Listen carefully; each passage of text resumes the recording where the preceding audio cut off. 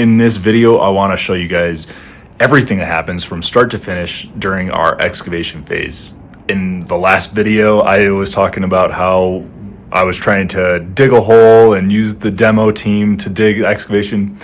Totally not how this works. So in this video, you're going to see how much work actually goes into the excavation and everything that it takes to get this done properly.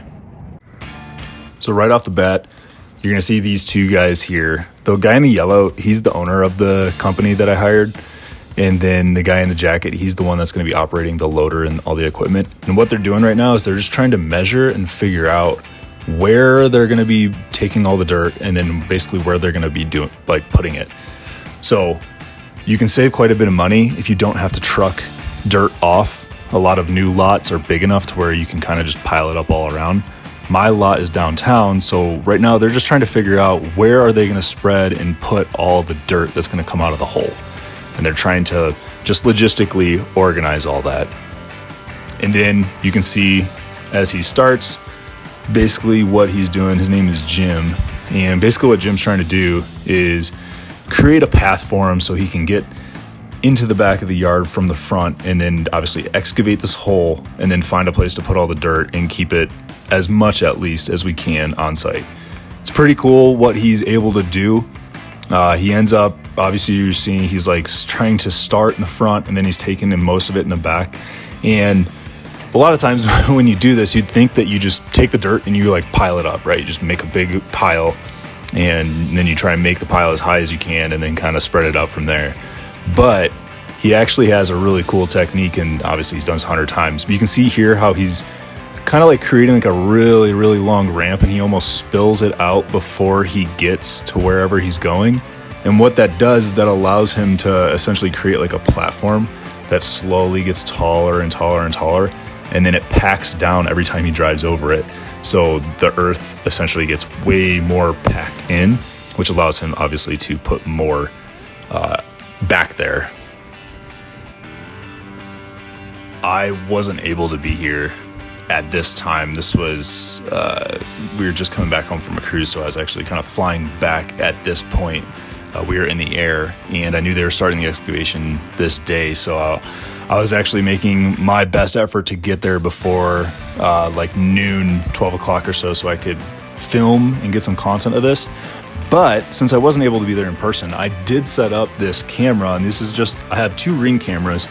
And right now we are on the, I call it the hole cam. This is the front camera that basically is just overlooking the entire hole.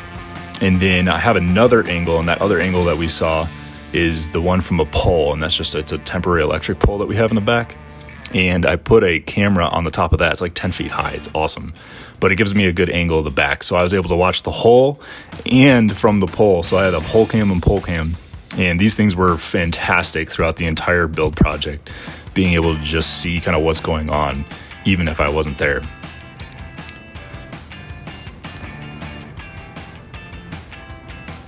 And this is the angle, this is that pole cam. But you can see here how he's building that ramp that I was talking about, how he's like slowly spreading it out. And then every time he drives over it, that loader is so heavy that it packs down all of that dirt. So it really creates like a really strong, stable ramp. And he's not just piling it up in one massive heap.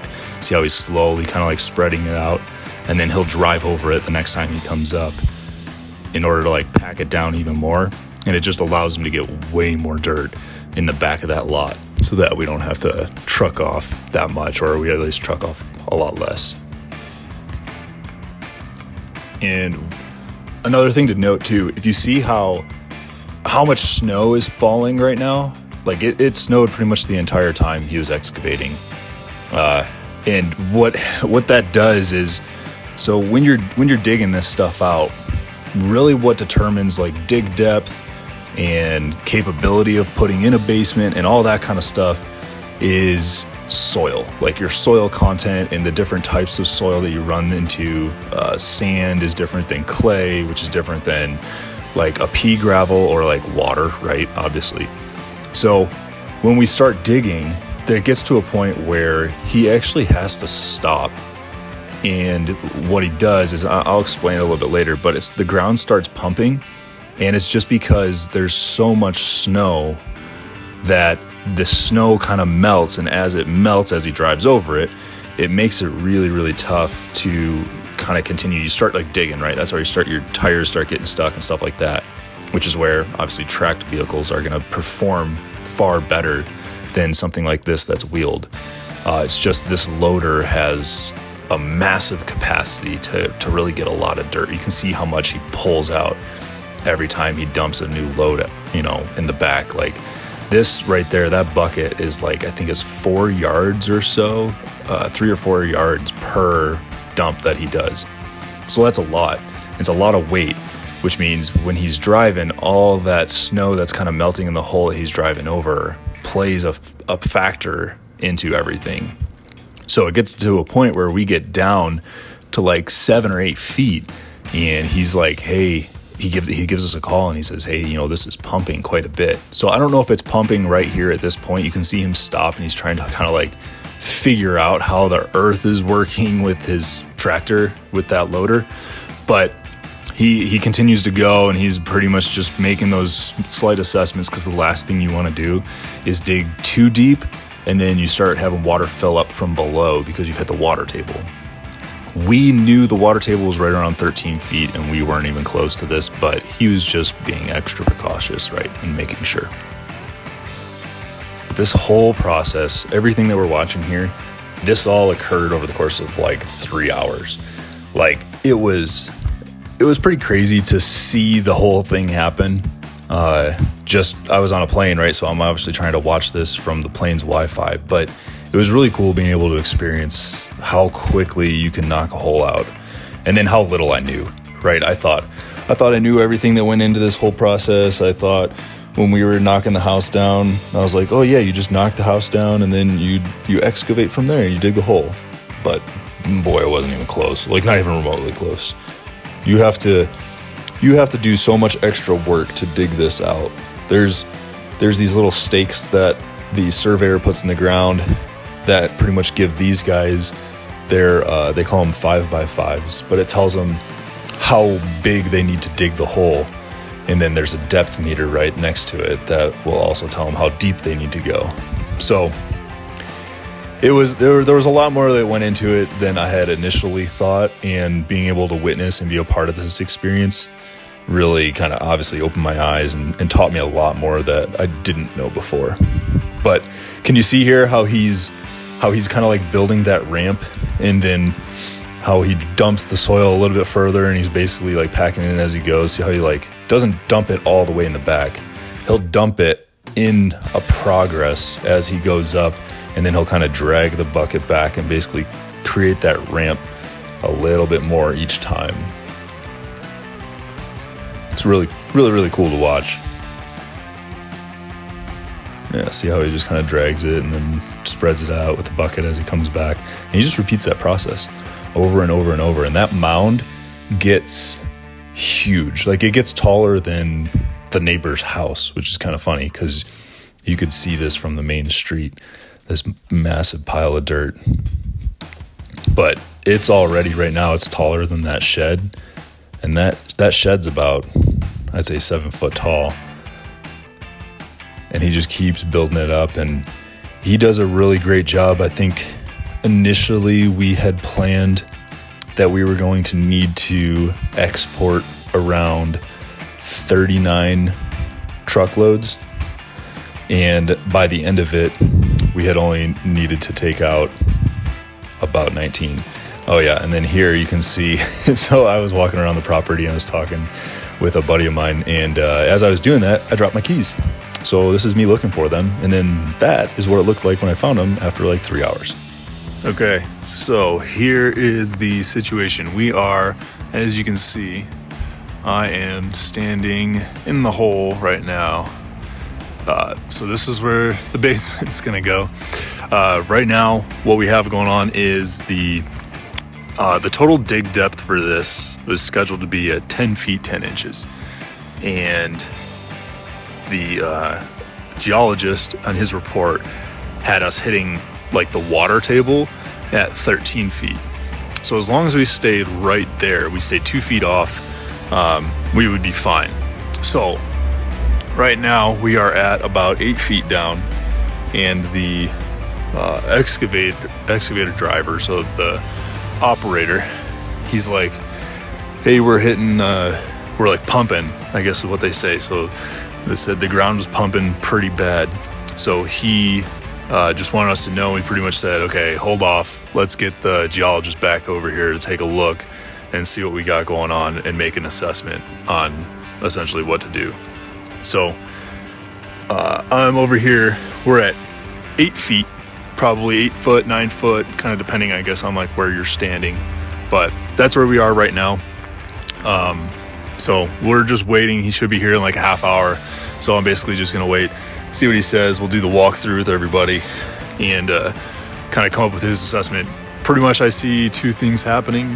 The first solution is gonna be either like raising the basement so that instead of going all the way down to the 10 foot 10 inch depth, we raise it up to where we are right here and we don't go any lower. That means that it's basically going to be sticking out of the ground, whatever that difference is, that 2 foot difference, it'll be sticking out of the ground. The other solution, which is probably also the more expensive solution, but it'll be nicer, is that we continue to go down to the planned depth, but there's probably going to be like, what they do is they over dig. So you'll actually dig like 2 or 3 feet lower. And then what you'll do is you'll put in, it's snowing pretty good. You'll put in a drainage system and then some like gravel and stuff underneath it so that the water kind of like flows, and you'll just kind of like backfill it there up to grade, up to that 10 foot 10 inch depth that you need. And then you just build from there. So it'll be just like normal. It's just you're gonna have to do a little bit of extra foundation, like prep work before you actually start the foundation. So we'll see what he says, see what he's gonna say we need to do, and then go from there. So next step. Okay, so we just finished up, and basically what our soils guys said was that all the like moisture content, because this is like pretty moist clay right here, with the exception of this area that's like, it's a little bit deeper, it's about a foot deeper than it is right where I'm standing, and it's got more like gravel, not any of that clay, this clay here. So what he was saying is, he's like, I think what it is this is a result of basically all the snow that's been falling over the last month. Everything was sitting in the hole that was left when we demoed the house, and that's what's causing all of this here to be wet. So he doesn't think it's coming from underneath, because the worry is that the water's coming from underneath and it's coming up. And he's like, it's not coming up from the bottom. He thinks it's just sitting on top because it's not filling in, right? There's no water filling in any of the low spots. So it's a good sign. So our plan now is we're going to come back tomorrow. We're basically going to clean all this up. We're going to level all this stuff off and make it all like one grade. And then he's going to come back. He's going to take a look at it and see if he's happy with what he sees, if it's more like this gravel here that we're kind of like going for. And if it is, then we can probably go down another foot. So we're going to kind of take this like a foot at a time from this point. Ideally, I want to get as low as I can. 10 foot, 10 inches is like the ideal depth. That's where I want it to be at, because it would leave my foundation exposed only like 6 inches above the ground.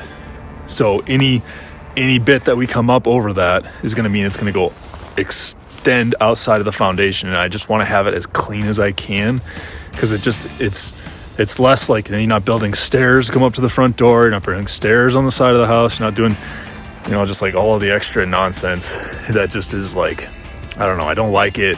It's kind of clunky, doesn't look as clean. I like it to be as flush and level as possible. So we're gonna take it a foot at a time, probably get down to like 10 feet, and then he might say, okay, that's it, because he kept saying, he's like, we'll get it down to 10 feet, and that's going to be like probably as low as we can go. So we'll see. If we can get down to 10 feet, then I'll be sticking out about 16 inches, a little bit more than a foot, about a foot and a half or so. So if I can get there, I'll consider it a win. Then I don't have to deal with water in the basement. It'll be just extending up over the side. Maybe we can add a little bit more soil and try and raise the lot a little higher. That might be a solution too. But overall, good news. So we'll see where we end up tomorrow.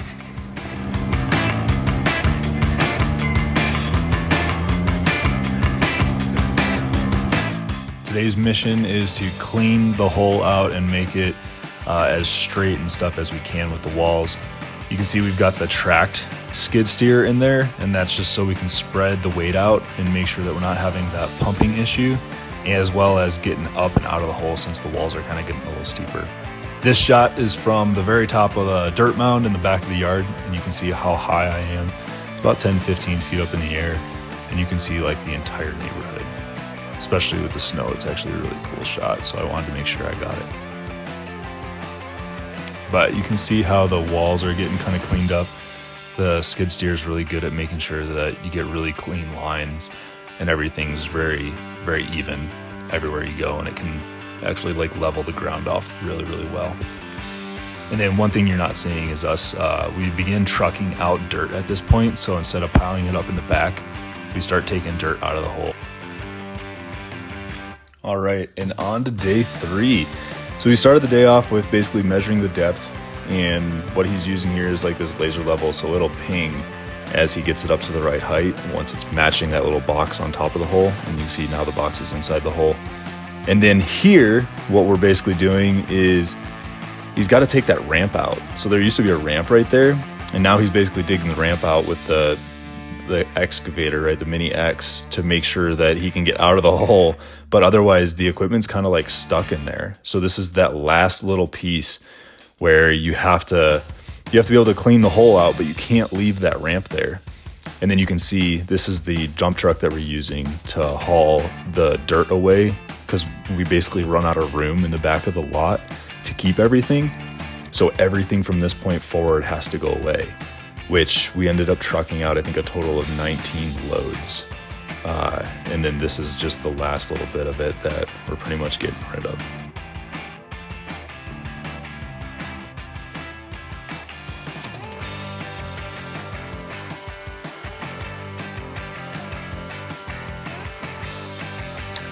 Now this guy is here with the foundation company.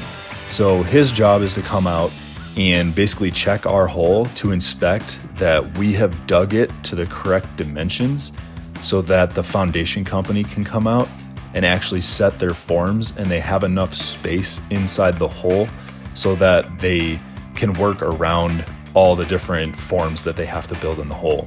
So he's got this little stick up there with a tablet on it that is basically communicating with this device here in the center of the hole, and it's going to tell him exactly where the walls go so that he can tell us if we're good or if we need to dig more out. And then this is a shot of what it looks like basically in the hole, and he's entering in all the data, and then he'll walk around, and if there's anything that needs to be dug out more, what he'll do is he'll just spray paint it and then tell us, hey, this needs to be bigger. All right, so check this out. So we have ourselves a hole. Like, this is a huge hole. So the hole is 10 feet deep. That's where we ended up getting it. And then excavation is gonna come back. So these guys have, if you see on the walls, how I have like numbers and stuff. So these are just, what they do is they'll put this on here. I have some buttresses, which are walls that kind of stick out from the foundation to help like support the tall wall. So everything is good with the exception of these spots. So excavations come out, they gotta redig these here, so they'll be out here probably pretty soon. But we just finished with the foundation team. So what they do is, once the hole is kind of like to this state, to where it's down to the right depth, it's all graded, it's all leveled, and everything's ready to go, what they'll do is the foundation company will then come in and they'll actually like measure. So he had a stake and stuff, and you kind of saw what he was using. So he'll come through and he'll start measuring, and that's what he's doing. So he's trying to find, here's all your corners, here's where your walls are, here's where your buttresses are, if you have anything crazy like that. And he's just making sure that the team that comes in and builds the forms is actually gonna have enough space between the wall, like the dirt wall, so they're actually able to come in here and build, you know, put their forms down to pour the cement between the wall. Because if it's too close, they can't work, right? You can't work like this. So they have to make sure you have enough space for them to put it. So that's what they come in, and they come and measure and make sure that the hole is big enough to do that. And then once they verify that that's all good, then they come in and they actually start building and stuff. So we just finished the first round of that. And what they did is they came in, basically said, hey, everything is good with the exception of you can see kind of like that's sprayed there. So that corner has to come out, which is our ramp. So that'll be the last thing to come out. So that, and then just these buttress walls need to get extended just a little bit. So it's like 2 feet on each one of them. That one, and then this last one here is about 3 feet. So my plans call for a 6-foot buttress wall. But when we were looking at, so this is kind of interesting, call for a 6-foot buttress wall. Engineers are the ones that come up with that number. So they basically look at it and they say, hey, based on your designs and the wall and the height and all that stuff, we want 6 feet or 3 feet or 4 feet or whatever. So for this wall here, it's only got a 3-foot buttress. For this wall, it's gonna have a 6-foot. So if you look on the floor, they have here, then you put 7 feet, we need to go that way. So we need to dig another 7 feet. So originally it was 5. You see how it's like got a bunch of scribbles and stuff and then a 2 above it? Well, if you can see, that's the neighbor's fence. So the neighbor's fence is quite literally on this wall. We might have like 2 feet that we can dig into here, but it's damn near on this wall. So when he said, hey, we got to go 7 feet in that way, like we ain't got 7 feet to go. So what I did was I called the engineer and I asked him, I said, hey, is there any chance that we can drop this 6-foot wall that you're trying, this buttress wall that you're calling for 6 feet? Can we drop this at all? And he said, let me look. So he took a look at it and he said, actually, yeah, you can drop it down to 4. He said 4 is the minimum. So if 4 is the minimum, then the foundation guy, he's like, if you can drop it down to 4, then you only need to go 2 more feet this way. And I'm like, that's gonna be real tight, but we can make it work. 2 feet I can do. 5 feet, like another 5 feet from here, digging in, I'm gonna be under that fence. So 2 feet is okay, and we got approved for 2 feet. So we're gonna come back in. The excavation guys are gonna come back, and they're gonna dig out these little buttresses. I got 3 of them changed were 6 feet. They got dropped down to 4, and then the one that was originally 3 feet, this one up here, the front, that's gonna stay 3 feet. That one has to. But I got the big ones cut from 6 to 4, so that's a big change. And yeah, just something that you like, I didn't know you could do that. I didn't know you could literally just call and ask the engineer to change something. But yeah, it wasn't an issue. So little note to self, you can pretty much work with just about anything. So thought that was something definitely worth sharing. All right, so today is day 4 of this new build here, and we officially have all of the cutouts done for the foundation crew. So the excavation guys just finished up. They did, if you see, kind of like the little cuts that we had marked off there. And they have this big one here. You see how they kind of like cut all the way in. That's the 3-foot one. There's the other 2-foot one. This one's kind of cool. If you look at this, look, you're almost, there's the other side of the neighbor's fence. Like we're literally under the fence. This is the beam that runs up. That's their fence post right there, and then this is like the cement. So you can see the cement and then the fence post. But yeah, so the excavation is all done, and I have today. So while these guys were kind of cleaning up and finishing the little bit that they had to take out, and they had to take out their little ramp and stuff there. So now use the ladder to get out of the hole. But they will be by today. They dropped off some rebar not too long ago up there. So there's a nice stack of rebar up by the street. But they'll come in here and then they're gonna start building the footers and stuff in this hole. So that should happen. It'll happen, I think, later this afternoon. So I'm actually gonna head out. I won't hang around here too much longer. Just record this and get the update, and then I'm gonna head out, go back to the office, get some work done, and then they'll come back here. And when they come back, they'll start building up the forms and getting everything kind of like laid out and measured, and then we can start. That'll be like the first step for the basement. So super exciting. But yeah, excavation's officially done. Now we can start the basement foundation and then keep rolling. Pretty cool stuff.